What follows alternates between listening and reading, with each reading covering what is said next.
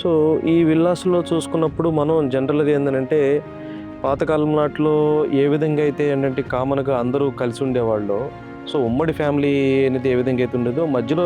మా జనరేషన్‌కొచ్చేసరికి ఏందంటే, ఉమ్మడి ఫ్యామిలీ విధానం అనేది స్ప్లిట్ అవ్వడం జరిగింది. బట్ ఈ విల్లాస్ సెగ్మెంట్‌లోకొచ్చేసరికి మేము నేను గాని, నిరూప్ గాని డిస్కషన్ చేసుకున్నప్పుడు, ఎవ్రి జనరేషన్ అంటే ఇప్పుడు లేటెస్ట్‌గా అడ్వాన్స్‌డ్ జనరేషన్ పీపుల్‌కి వాళ్ళ ఫాదర్స్‌కి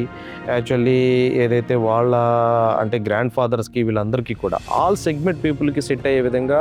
వాళ్ళ యాస్పెక్ట్స్‌కి ఏదైతే ఇక్కడైతే రిక్వైర్మెంట్స్ ఉన్నాయో ఆ రిక్వైర్మెంట్స్ అన్నిటిని ప్రొవైడ్ చేస్తూ సో ఫర్ ఎగ్జాంపుల్ తీసుకుంటే మనం జనరల్లీ ఏంటంటే 4 బెడ్రూమ్‌తోనే ఆగిపోతాం. అలా కాకుండా ఇక్కడ మనం యాక్చువల్లీ ఏందంటే ఈ విల్లాలో చూసుకున్నప్పుడు మనం 5 బెడ్రూమ్‌ని ప్రొవైడ్ చేయడం జరుగుతుంది. డెడికేటెడ్‌గా అండ్ అదే విధంగా ఒక డ్రాయింగ్ రూమ్ అండ్ ఒక లివింగ్ ఏరియాని ప్రొవైడ్ చేయడం జరుగుతుంది. సేమ్ థింగ్ ఒక పార్టీ ఏరియా కానీ సో ఫ్రెండ్స్ అందరూ గ్యాదర్ అవుతుంటూ ఫ్యామిలీ పర్సన్స్ అందరూ గ్యాదర్ అయ్యే విధంగా